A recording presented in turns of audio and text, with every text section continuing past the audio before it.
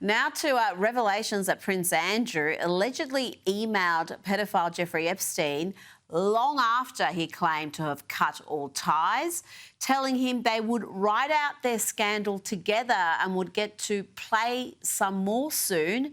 Just a day after the notorious photo of him with Ghislaine Maxwell and his sex accuser, Virginia Roberts, was first published.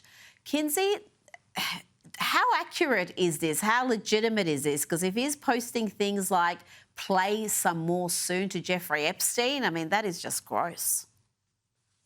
I mean, I'm pretty confident in this report. It's coming from The Sun. Prince Andrew sent that message on February 28th, 2011, and that's significant because Andrew has previously insisted that he traveled to New York on December 2010 to break up with his friend Jeffrey Epstein and to end that association. But I do think that these emails are likely credible. It's from the same source that brought us those Fergie emails a few weeks ago, where she's apologizing profusely to Epstein. And it's just further proof that Andrew has no business showing his face around the British royal family. If he would lie about the timeline, what else is he capable of lying about?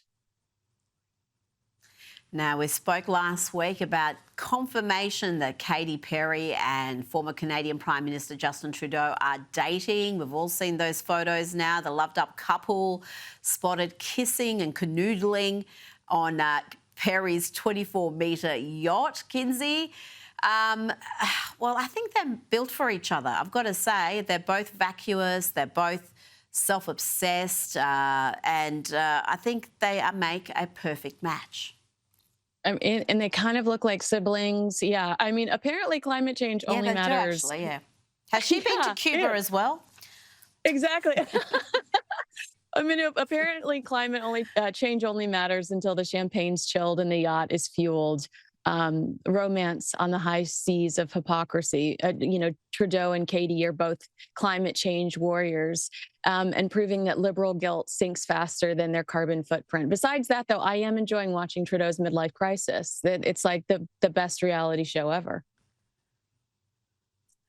Now, Jennifer Lopez, she's had a few missteps recently. She's had a bunch of flops, awful movies, cancelled concerts, and her latest one, Kiss of the Spider-Woman, is expected to open to a measly $2 million in sales by the end of the holiday weekend. That's not great, is it, Kinsey?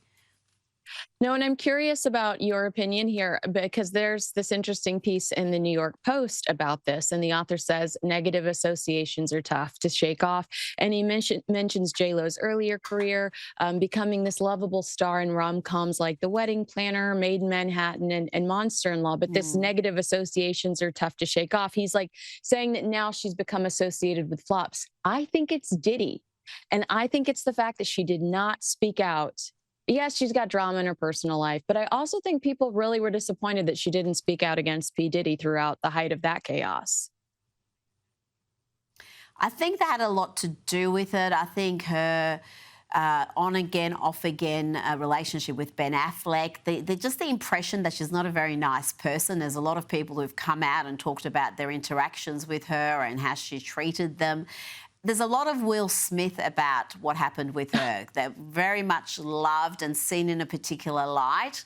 And that all just turned on its head. And now they do have these negative connotations, and it definitely is impacting their professional life as well. Just quickly before you go, tell me about California Governor Gavin Newsom trying to get Joe Rogan to talk to him, either on Joe Rogan's podcast or perhaps possibly on Newsom's podcast. How well is this little campaign going for the governor?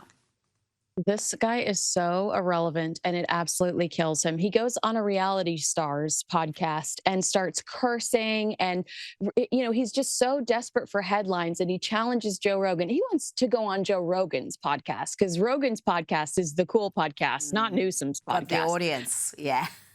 But so he's basically just begging for attention.